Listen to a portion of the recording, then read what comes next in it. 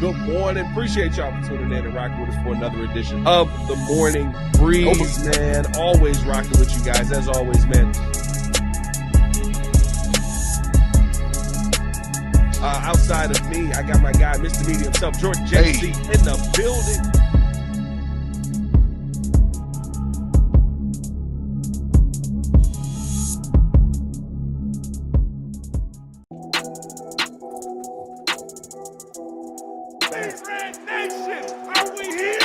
Yeah. The best show for Chicago. Yeah. What's good? We back.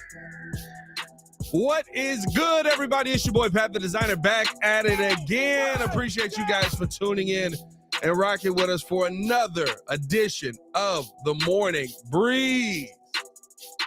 On today's episode, we got to talk about, can the Chicago Bears capitalize on playing against a battered up Rams team? Will this offense finally get it going with all the injuries that is on the other side of it? Also got to talk about, can Caleb Williams bounce back from another 2-interception performance, and maybe look at a stat that says it wasn't even all that bad for him in that performance with that second interception. Also, got to take a look at the question. We're so on this offensive line for how horrible they've been, and they've been horrible. But will finally having consistency and more time improve this O-line? Yo, it's 9/25/2024. I'm just a Bears fan trying to figure it out just like you are. And it's hump day, baby. Let's go! Hey, yeah. I'm going to come in here spitting bars on this mug one day. Kidda music. Appreciate y'all tuning in and rocking with your boy, man. It is Wednesday in this mug. We made it 3 days into the week, ladies and gentlemen. Shout out to the chat in the building. Jeremy JD Dorsey first went in here with a year. Appreciate the chat for tuning in and showing love, man. Marco Smith said, literally just waking up. Year morning nation. Listen, I love it. I love that you guys are rocking with us this early, man. If you could do me a favor though and go ahead and come on. Push the button. Come on. Push the button. Come on, push the button. Yeah, come on, push your button. You heard what she said. Y'all heard what Sue Young said. Push the goddamn button. Hit that like button. Subscribe to the page, man. Every time you guys hit the button, it pushes the show out even further. So we do appreciate when you take the time to do so. Let's jump into the video, man, because the Chicago Bears come in versus a Rams team that is completely depleted. And I understand a lot of people are nervous about this game after our last game, right? After what we showed out there on the field. But also after seeing how the Rams, even though they were battered up, were still able to bounce back and go out there versus a San Francisco 49ers team that most people, even with them battered up, still believe is a pretty ridiculously good team. And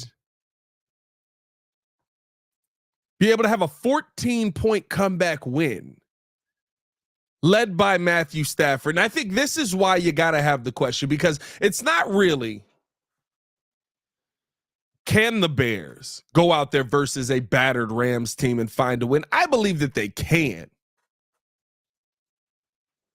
But the real question is, which version of Matthew Stafford are you going to be facing? Are you going to be facing the Matthew Stafford we saw in the first 3 quarters that was like, I'm not that worried about this guy. I can't wait for the Rams next week. This is going to be great. Here we go. It's going to be amazing, blah, blah, blah. And then all of a sudden you get the Matthew Stafford in the 4th quarter. You're like, wait a minute, who's this guy?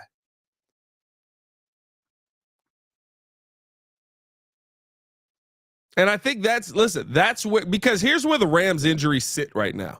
Cooper Kupp already is out. Jonah Jackson is out. John Johnson III is out. Puka Nacua is on injured reserve. By the way, all these guys on injured reserve, I should say. Joe Noteboom, offensive tackle, injured reserve. Darius Williams, injured reserve. They're not in a good spot injury-wise in this season. Davis Allen, their tight end, questionable. You've got some offensive advantages in this game that they just don't have. And, we'll see today. But what we hope is, and what we're hoping to see, and Matt Eberflus talked about this, you're hoping that you're actually getting healthier in all of this, because Matt Eberflus talked about, the possibility of Keenan Allen coming back to practice this week. And that is a great addition back into this team, a great addition back into this offense, a great addition to what this Bears team needs to be able to go out there and get things done. Don't know what he's going to be able to do, but at least he brings some focus. And with the pop you saw from Roma Dunze last week, I mean, that's a good piece to get back in there to take a little bit of focus off of Rome. I do like this comment from Zero Schiltz. Battered or not, Sean McVay can run circles around Flus. That is the question. That is the question.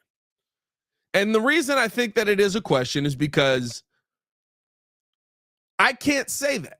Now, as a head coach, sure, 100%.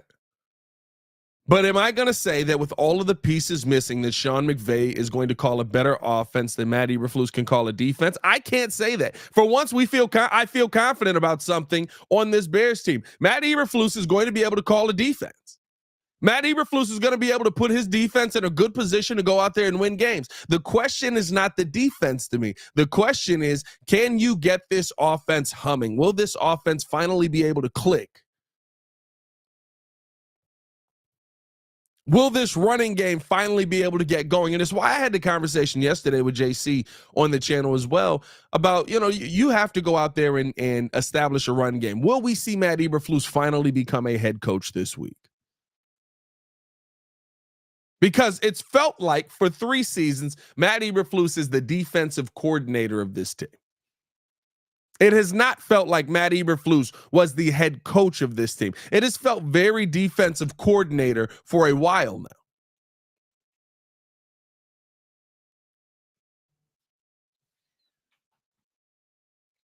Are you going to be out there? And we heard that he had the meeting with Shane Waldron at 6:30 in the morning right after the game. I love when they put a time on things like that. We were up at 6:30 in the morning looking to get this figured out. I was like, good job. Like, I'm not impressed by 6:30, dog. I mean, you got a good night's sleep. The time on things cracks me up. You had a great night's sleep if you're up at 6:30 in the morning, dog. You know what I'm saying? Like, you give me a 4. You give me a time on something. Be like, we were in there at 3:00 in the morning trying to figure this thing out. Don't give me 6:30. 6:30 is a regular time. The rest of us blue collar community people are up already. 6:30 is the start of my show. I got to be up an hour and a half before that planning it. 6:30. Hilarious. Absolutely hilarious. Shout out to the chat in the building, man. Appreciate y'all for tuning in, showing love. Chadwick in this mug, Mikey Day in this mug, Pterodactyl Pops in this mug, Don Quixote in here with a year. Nova Sif, for a second, I thought you was gonna start off with a Cameron freestyle. I'm gonna come in here and do a freestyle. I'm gonna come in here and do a freestyle one day. The J asked, Pat, what happens if Eberflus doesn't turn this around? Do they fire him during the season? No, the Bears will not fire a head coach during the season. I guarantee you that. We'll never get to that point. They will never get to that point. They have let much worse head coaches than Matt Eberflus finish out the season. Much worse head coaches than Matt Eberflus finish out the season. By the way, while you guys are in here, over 100 in the chat.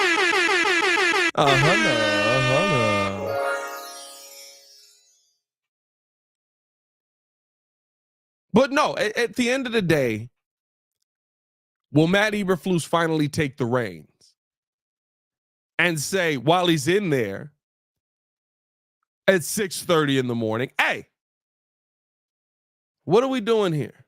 Goal line situation. We got 4 opportunities in the red zone to go score a touchdown. What are we doing here? This week, Roschon Johnson has to be a part of that. This week, and the reason I keep bringing up Roschon Johnson's name, I know some people are like, well, Roschon doesn't have breakaway speed. I don't need breakaway speed right now. Right now, I need 4 yards per carry. Roschon can get me that. You know who can't? DeAndre Swift. You know who can't? Khalil Herbert. Although Khalil Herbert has not had the opportunity to try and get me that, Khalil Herbert is in a similar issue with where DeAndre Swift is, where it's like, yeah, but you're getting hit in the backfield, right? I need a guy out there that can combat that. And as the offensive line hopefully improves throughout the season, which most of them usually do, you know, I think the Bears may end up being the worst offensive line in football throughout the season, but I don't think that it ends as bad as it has been right now. But is Matt Eberflus going to say, in this moment, we need this to be the fix? And when you talk about the best head coaches of all time, when you talk about the Mike Tomlins, the Bill Belichick's, when you talk about the Andy Reids, that's how they operate. They don't take 3, 4, 5 weeks to make a change.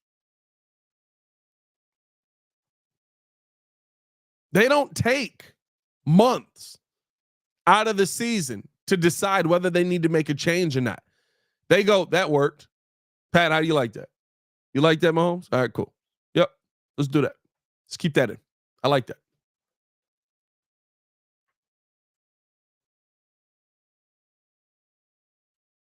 Because you're trying to win every game you can. And the Bears need to be trying to win every game you can over this next 4 stretch.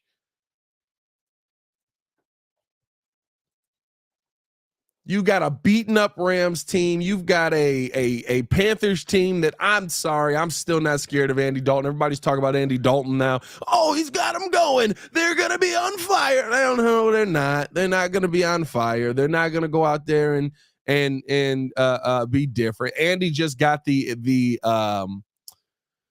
he got the advantage of being the new guy on the block, and he's competent, right? He's been in the NFL before, so he knows how to run an offense. I still don't think this Panthers team is very good. I think that the Bears can go in there and absolutely get a win at home. And then I'll be honest with you, the team that shocked me was this Jaguars team. I thought that, you know, I was so sure that they would be good enough to scare me in London. This Jaguars team is dog water. I mean, listen, welcome to everybody who wasn't on the Trevor Lawrence is not a good quarterback. Welcome to everyone who was not who was on the Trevor Lawrence is or who wasn't on the Trevor Lawrence is not a good quarterback. Welcome to the club. I'm glad that you finally made it here. I've only been saying this for 3 years, guys. If you want to know how bad it actually is, I'm trying to find this. I sent this in our group chat last night. If you want to know how bad it actually is, ladies and gentlemen, Daniel Jones's record is 23-38-1.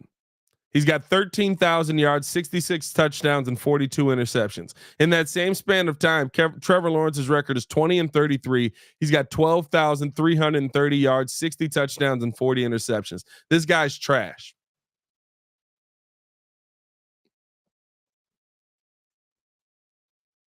I've only been saying it since I laid my eyes on him. But everybody wants to lose their minds at the fact that this guy had a second half comeback versus a Chargers team where the defense crapped down their legs. Oh, by the way, the reason that they were down 28-3 is because he threw 4 interceptions. Let's stop it now.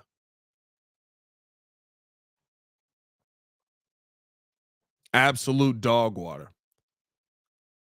But no, coming into this game, I mean, listen, here's my thing. Oh, the reason I brought all of that up.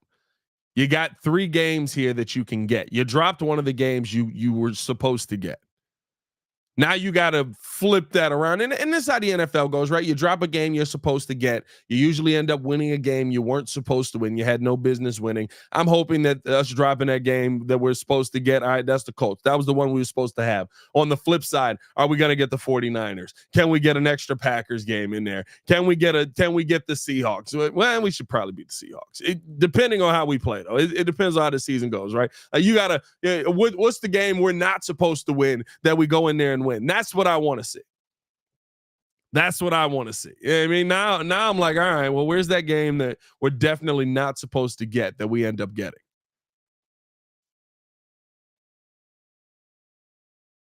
But again, versus this Rams team, there's opportunity here that you can't let slip through your fingers. And I want to keep the conversation going around this too. But I want to focus it on Caleb Williams. I want to focus it on, can Caleb Williams have a bounce back week where he gets this offense moving in the right direction as well? Because at the end of the day, listen, the offensive line is atrocious. There's no question about that. And we'll talk about, one more time, help this line. But it starts with the quarterback and understanding how to make good decisions, when to make good decisions. And it also starts with Shane Waldron not telling him, hey, maybe just stop, drop back, and sling that thing 700 times. 118 dropbacks in 3 weeks is absolutely insane for a rookie quarterback. We're going to sit here. We're going to take a break, hear from a word from our sponsors. We'll be right back right on the other side, right after this. In Bears Nation, it's your boy Pat, the designer from the Windy City Breeze, where we keep it 100 about everything Chicago Bears. Now, if you're like me, you don't just watch the game, you live it, and that's why you need to check out BetDSI. BetDSI is where it's at if you want to put your money where your mouth is. They've been doing it for over 20 years, giving you the best odds, lightning fast payouts, and a platform that's as solid as the best O-line. Whether you're betting on the Bears to take it all the way or making clutch live bets during the game, BetDSI has you covered. And here is the kicker.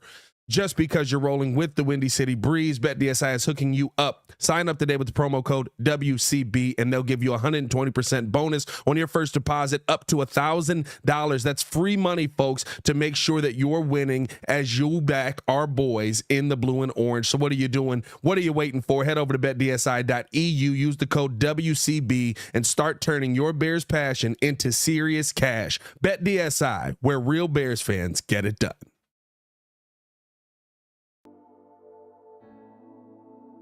Appreciate you guys for tuning in and watching the show. Today's episode of the podcast is brought to you by Aura. Have you ever done a Google search on your own name? You'd be surprised what pops up. Your full name, email address, home address, health records, your relatives. It's all out there. And that's why I've been using Aura, the sponsor of today's video. Aura shows me which data brokers are selling my information and automatically submits opt-out requests just for me. Cleaning up my information not only helps reduce the amount of spam I get, but it protects me from hackers who could use that information to help them access my social media, bank accounts, and other sensitive information. It's really simple to set up. I don't have to download several apps or go to things like antivirus, VPN, password management, parental controls, identity theft, but you can get all of that in one place with Aura. I get everything at one affordable price as well. You may already have one or two of these tools, but not having Aura is like leaving the front door locked while leaving the back door and windows wide open. For you to be able to take advantage of Aura, we got a special deal for you here today. Stop data brokers from exposing your personal information. Go to my sponsor at https://aura.com/the Windy City. Again, that is aura.com/the Windy City to get a 14-day free trial and see how much of your information is being sold.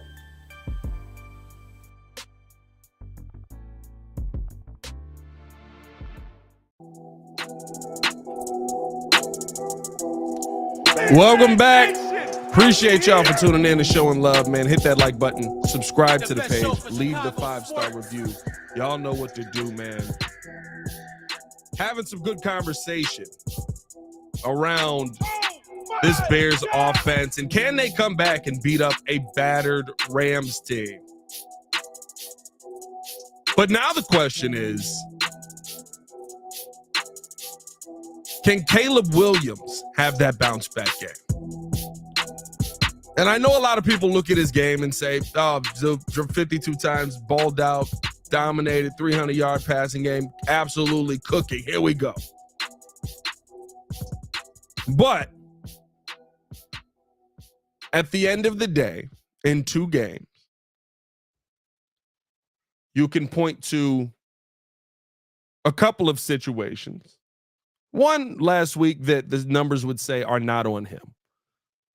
But a couple of situations where you can't throw that pass. And when you get 50 plus opportunities, you're going to have a couple of those, right?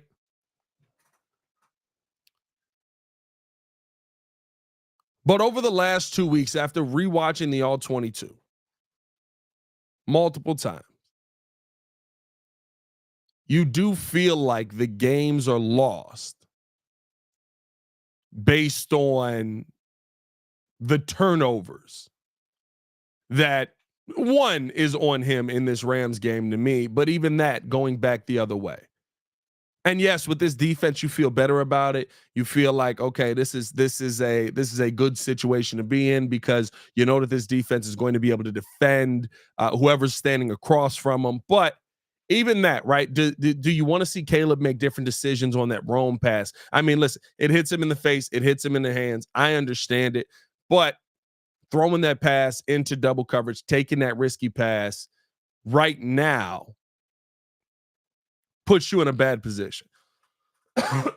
Excuse me. It puts you in a tough position because you're not able to generate enough offense consistently to get down the field. I just think you got to be a little bit more conscious of, okay, can I take this risk? When can I take this risk? How should I take this risk? Is this a risk that could be turnover worthy? Not to say I take the aggressiveness out of Caleb. I don't want to do that. You don't want to coach that out of him. You want him to be able to maintain that. But I do think that you have to sit there and allow him the growth moments, but also let him know, hey, we don't have a lot of opportunity to get down this field right now. You got to be careful. Be aggressive. Be a young kid. Be a rookie. If you see it, I'm not telling you don't fire it, but understand the consequences that may come on the other side.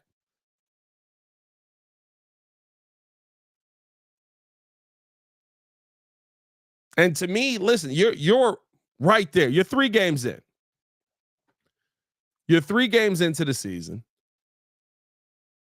And you already have a guy who's gone out there and thrown for 363 yards. He had a 63.5% completion percentage. And he's thrown the most yards in a game by a Bears quarterback since 2016. You're in a good position, but it doesn't end in a win.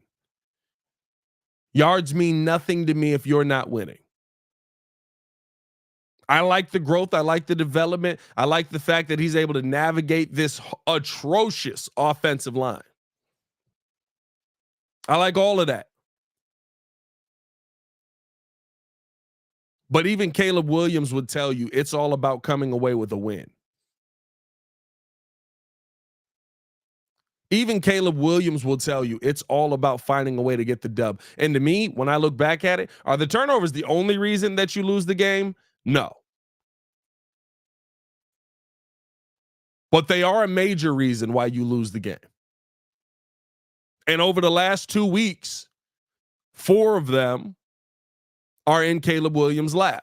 I'm not going to put the throw to Rome. I put that more on Rome than I do on Caleb. I mean, you can't throw a better football than that. I'm not going to lie to you. I put that more on Rome than I do on Caleb. But you threw it into a situation where he's double covered, tough pass. He doesn't catch it. Ball's in the air. Ball lands in the other team's hands. Now you're going the other way. That sucks. And literally in my, I mean, like just watching, and y'all let me know if you feel differently. If you eliminate the 4 interceptions over the last 2 weeks, the Chicago Bears are 3-0 right now. If you eliminate the 4 interceptions over the last 2 weeks, the Chicago Bears are 3-0. Not because of this stellar offensive performance, but just because you didn't give the Texans and the Colts more opportunity to go out there and attack your defense, who at that point was absolutely gassed. Heck, you also got to take, I mean, it's not a turnover, it was a penalty, but you also got to treat that like it was a turnover, not on Caleb Williams in this sense. But the false start or the encroachment penalty on, was that Daniel Hardy, I think, end up getting that over the middle. Those mistakes got to be cleaned up. At what point do you get to a it's not early in the season anymore, y'all are just screwing up? I mean, if we talk about the Chicago Bears communication issues, we'll be here all day, and that's just to start the season. If we talk about the offensive line communication issues, we'll be here all day.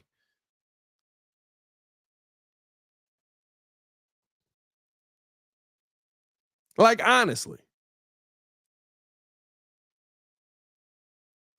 you have to go out there and clean up the communication issues, clean up what the point of this play is right now, clean up the penalties. And now you're not giving all these other teams multiple opportunities to go out there and beat up a defense that is really freaking good. Now you're not giving the other teams multiple opportunities to tire out a defense that really is killing everyone. And Lance talked about this. We were over on the Chicago Bears podcast. He said, you know, a number 1 defense can end up becoming a 5th or 6th best defense in the NFL just because an offense doesn't keep them on the field. He talked about some of his years playing and how there were years where they were the best defense in the NFL, but they end up finishing out around 10 or 9 because of how much time they spent on the field.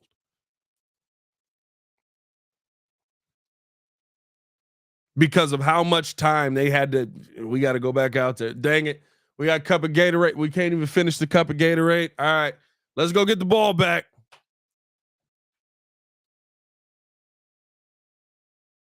You have to eliminate those opportunities because honestly, the only offense that we've seen this outside of Houston, I'm not going to lie, Nico Collins was killing Tyreek Stevenson. But the only offense that we've really seen allowed on this Bears defense through 3 games have all come in moments where the defense is just gassed because the offense can't move the football in the slightest. Did anybody feel like Jonathan Taylor controlled that game? Because I didn't. I thought Jonathan Taylor had some nice pop runs.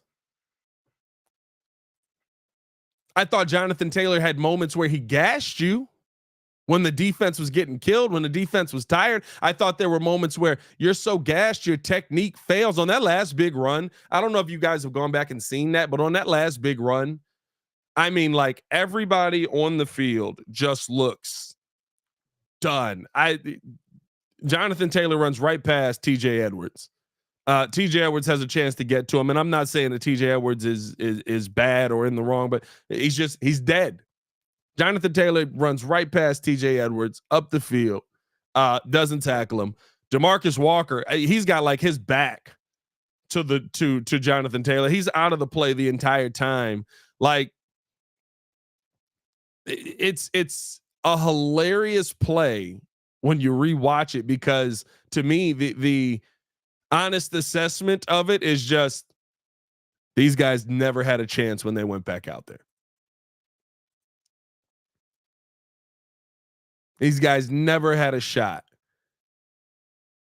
at going out there and getting a win, or at going out there and stopping this drive when they went back out there at all.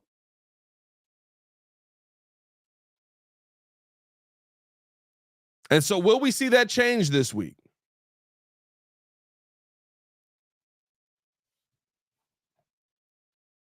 Will we see that be different this week? It's Crimson said the defense was tired after the Bears controlled the time of possession. That's a problem. Crimson, you're not paying attention to what's happening on the field, my guy. If I go out on a drive, I stop you on 4th down, and then I got to go back out there the next play, and it turns into, in totality, a 12-play drive. Yeah, I'm going to be tired by the end of that. It's not like the Bears got absolutely eviscerated in this game. There's a couple of moments. There's a couple of plays. There's a couple of big pops that I think messed your defense up in the long run. Yes, the Bears controlled the time of possession. They didn't control it on that drive. That's the drive that killed you. You were in the game until that. That's the drive that killed you. Daniel Hardy falling for the little head nod out there.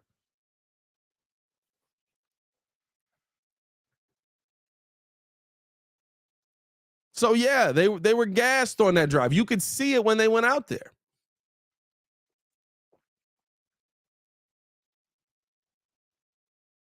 You got to get more production out of this offense. And you got to finish. Finishing off these, even with 3, we couldn't even get 3 in this game. Even with 3, finish with 3. By the way, over 200 in the chat. 200. Hit that like button, subscribe to the page, leave a 5-star review. Y'all know what to do, man. Appreciate y'all for tuning in and showing love.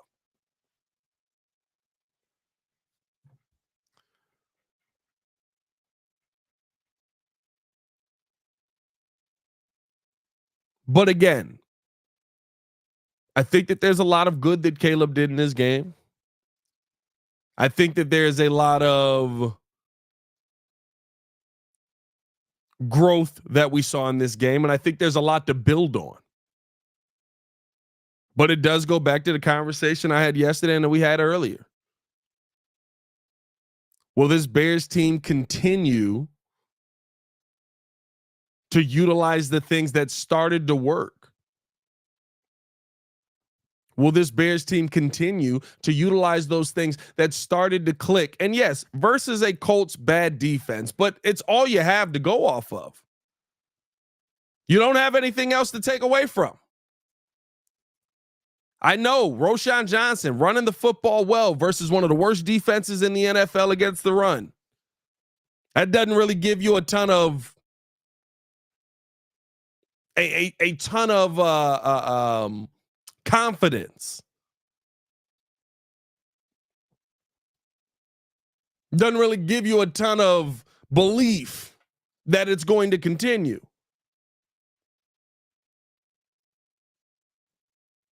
But you have to be able to go out there and continue to focus on the things that are working and move past the things that are not. Because at this point, you're heading towards another Matt Eberflus trending season. You go 1-3. Oh, see how loud it is. You go 1-3. Oh, see how loud it gets. Nobody's calling. Well, I shouldn't say that. People are calling for Flus's job now. I'm not calling for Flus's job, and I won't be calling for Flus's job at 1-3.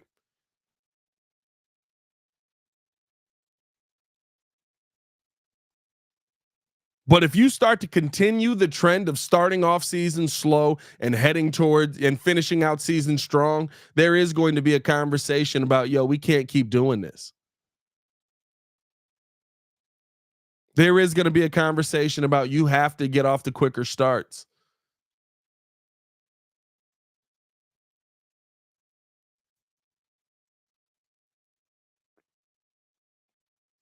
And I understand, right? The first, I can't bring Fluce's record in totality into account, right? The first season they were trying to lose and they did that.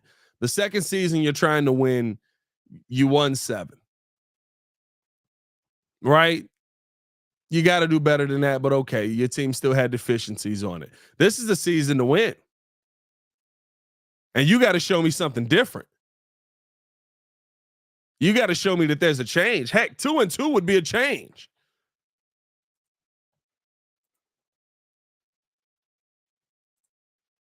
And you got a beaten up Rams team coming into Soldier Field. This is the week to figure it out. And is this the week that DJ Moore and Caleb Williams really get on track? That's the real question. DJ Moore said it usually takes about 3 weeks. I mean, 4 weeks is what happened last season. By week 4, you started to see DJ Moore and Justin Fields click together. Will we see more of that? Will this happen this week? This is the big one. 2-2 is a very different conversation. Sitting at 500 with a rookie quarterback, very different conversation than sitting at 1-3. Very different conversation than sitting at 1-3.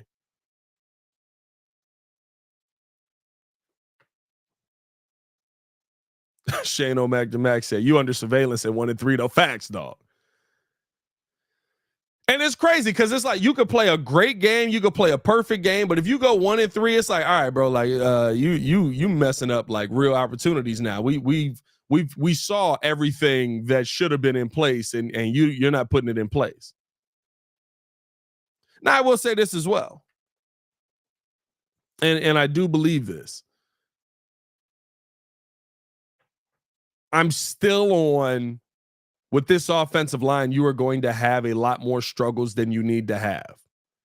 But again, that's why I go back and look at Matt Eberflus. Again, that's why I go back and I look at the head coach. And I say, is it time for you to be a head coach? Are you going to make the changes that make Caleb's life easier? There's obvious ones out there. Are we going to see that? And we also have to ask, and this is tough, right? This is a tough question, especially after seeing this picture. I mean, listen, this is a tough question on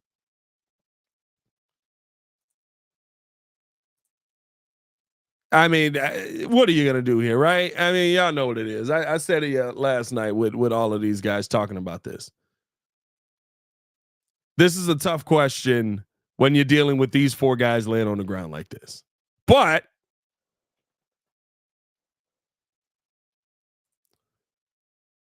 will more time together finally help this Chicago Bears offensive line to gel a little bit? Now, if you notice in that picture, the only one standing up out there is Matt Pryor, and it's because Matt Pryor basically didn't touch anyone. But this is the first week this season where you're coming in where 5 guys care. This is the first week this season where you're coming into the season, and it doesn't change your talent, doesn't change who you have out there. Matt Pryor's at best a backup guard, at best, and I don't think that he's even at that level really. But time to gel together is important. You can't dismiss that on the offensive line. You just can't. It's so important. And the Chicago Bears finally are heading into a week where their offensive line is going to have time to gel together. You have that game's tape to look back on, and you have 5 guys that give a rat's you know what about actually improving the issue, about actually improving the problem, about not going out there and looking like dog water the next week.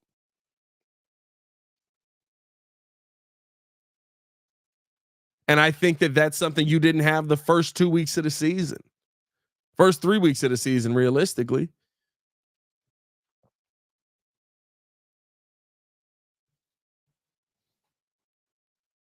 I think that's something that you didn't have in the offseason to start your season off.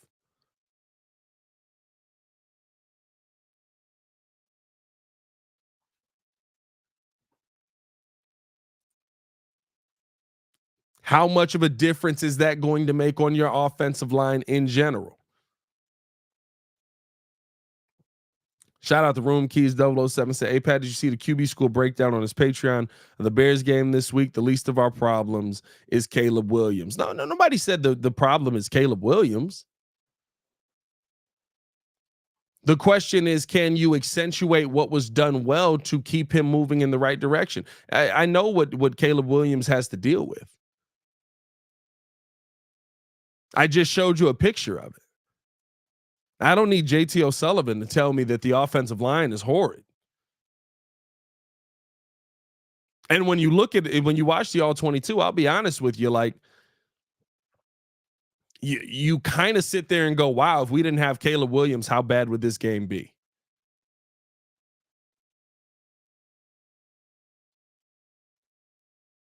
The point that I was making on Caleb Williams being able to go out there and eliminate the turnovers is those are the ones that kill you when your defense is getting gassed, when your defense is tired because they're spending so much time out on the field.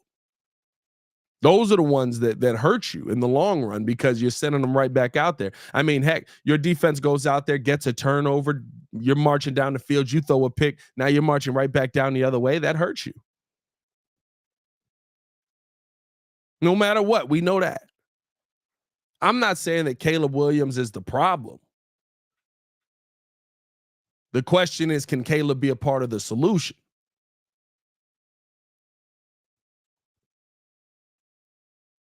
Because in a lot of people's minds, with a rookie quarterback, the solution is to just, especially in this offensive line situation, the solution is, all right, we got to figure out a way to just take him out of it, insulate him, get quick passes for him that aren't big passes, and then run the football. Well, you can't run the football either. That's what's hilarious. Like you have with this offensive line, you legitimately have no options. But my hope is that coming into this week with a little bit more time, you see a little bit more competency. I'm not saying they're going to dominate. I don't think they're going to dominate. I think that a college football team could get pressures on Caleb Williams on this with this offensive line standing in front of him right now. But one of the biggest issues that we saw through the first 2 weeks that was pretty consistent was the fact that Nate Davis had to be out there. The fact that, again, Coleman Shelton is just not very talented. And when you have those deficiencies in the middle of your offensive line, you're going to be in a bad spot. Now, Coleman Shelton has not changed. Matt Pryor, I don't think, is very talented. But I do think that now you have 5 guys that give a rat's you know what. And with that being said, I think that means something to going out there and having improvement. That means something to going out there and improving technique. When you've got one weak link in the chain and that weak link is literally just like, well, we'll be fine. No. That's going to make that chain seem even weaker.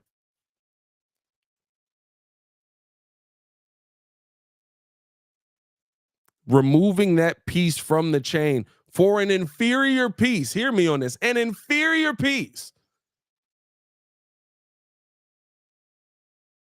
I think with time can help the other offensive linemen start to get it together. Now, Braxton Jones is unfixable. He's going to get bull rushed. Watching him,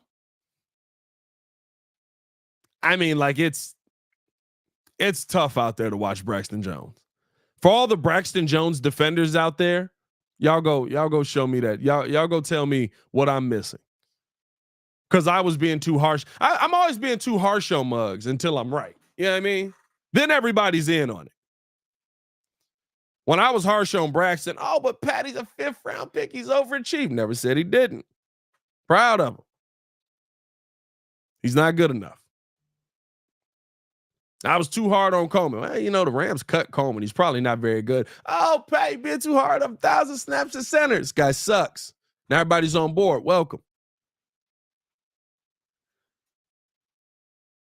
And Nate Davis kind of lazy out there, guys. You see him doing the battle ropes like this. He's not really attacking today. Oh, Pat, you got to give him time, man. He's ready to get out there. He's going to do it. There you go. Well, how'd it look?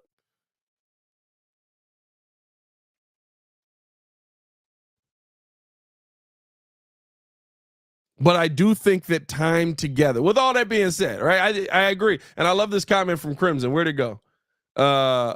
Is Crimson say, is it a weak link or a weak chain?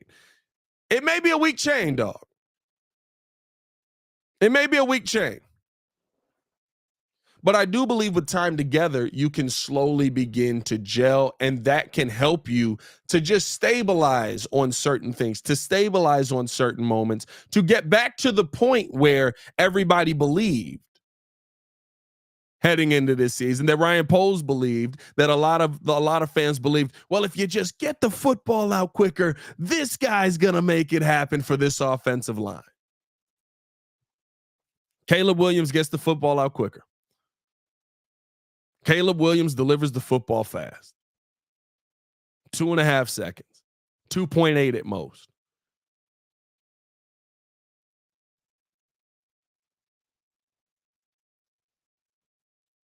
Can you get to a point where that actually matters?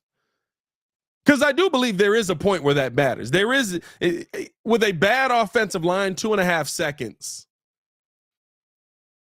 A lot of times you can get a lot done with that. With a bad offensive line, with getting the football out with a quick release, you can get a lot done with that. And he's an efficient quarterback. Right? You clean up the interception situation. You've got a guy that's out there throwing 60+%. That's what you want to see. That's the number you want to be around there. So I'm not saying they can't clean it up to the point where they're going to go out there and absolutely dominate.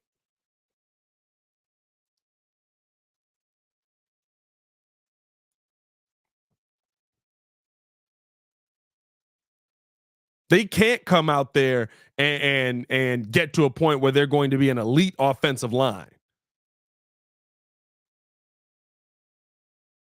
But can you get to the point where you can just protect Caleb Williams to where let me pull this number up here.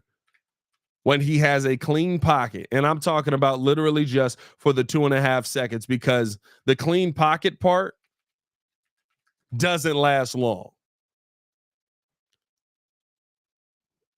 I gotta find. Okay, here we go. Let me see. Let me pull this up on PFF here. When he has a clean pocket in week 3, he went 29 for 43 for 331 yards, 15 first downs, averaged 2.31 average time to throw, 2.3 average time to throw, and 1 touchdown. Can you get him there? Can you get the offensive line there? If you can get the offensive line there, I think that you can do some good things for him. Larry Lapper in the building said, guess what, Pat? You're assuming they will improve. So we have to assume McVay will get the Rams right, and Jacksonville has to win eventually. I mean, I'm not assuming that they will improve. I'm saying that with time, improvements can happen. I still think they're dog water. I'm hoping you get to a point where they can stand in front and do something that allows a quarterback with 2.31 average time to throw to get the football out. But also, I think McVay's a heck of a head coach. There does come a certain point where you just run out of talent. Jacksonville doesn't have talent. I don't have to believe it now. I'm sorry. Trevor Lawrence is not good. The Bears defense will kill Trevor Lawrence. But as far as Sean McVay, listen, Sean McVay is a heck of a head coach. Nobody said you can't go into this. You shouldn't go into this game worried. Nobody said you shouldn't go into this game concerned that you may drop this one at home. Especially versus Matthew Stafford, who's been able to absolutely go out there and ball out.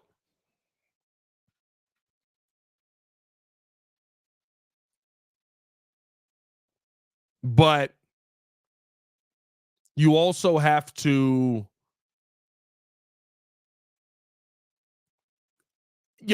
have talent. And realistically speaking, at the wide receiver position. I know they came back, but they're running out of talent quick over there in LA. Losing Puka, losing Cooper. Yeah, I mean, there's still some guys on that team, but they're quickly running out of talent. Bears Junkie with the super chat. Appreciate that. Said, do you think the NFL will ever address the referee problem? They're particularly bad this year and year before that and the year before that, etc. No, they won't. They won't. Part-time refs. They want part-time refs. They don't want a union. They don't want an NBA situation where these guys are full-time. They want part-time refs. That's what you're going to get. And I don't think it changes anything. I don't think that it changes that, you know, like if they're full-time, they're still enforcing what the NFL is pushing. I think the refereeing situation is at an all-time worst, but I think that every season when I'm like, it can't get any worse than this, it does. And I know like the calls that people have been pissed about have been, as Bears fans, everybody's pissed about the Andrew Billings call, but like the roughing the passer call, bro, like that's just a joke at this point. That's just a joke at this point. It truly is. The roughing the passer calls now, it's not even worth talking about. Honestly. Because the NFL is basically, and oh, by the way, we get none of them. But the NFL is, did we get one this week? I think we did get one this week, actually. The NFL has basically made it almost an uncallable play or a unjudgeable play. Because now it's like, well, you know, if he's slow and he's what is it? If he's going to the ground, but he goes to the ground a little too hard, we've got to throw the flag. And of course, it got worse right after the Tua injury and all of that. Yeah, I mean, like, you're gonna get what you're gonna get there. Otterman with the super chat said, "Do you think Tevin is getting extended?" I don't know. We're 3 weeks into the season, dog. It's a lot of season left. There's a lot of season left. I have no idea if Tevin Jenkins is getting extended. If he keeps playing like this, probably not. If he keeps playing like this, probably not. But hey, man, appreciate you guys for tuning in and showing love for another edition of the Morning Breeze. Hit that like button, subscribe to the page, leave a 5-star review. Y'all know what to do, man. We'll be back later today for the evening show. Make sure that you tap in with us. Hit that like button, man. As always, appreciate you guys for tuning in, showing love. It's your boy, Pat the Designer, back at it again. Y'all stay safe out there, Chicago. Bear down. One love. Peace.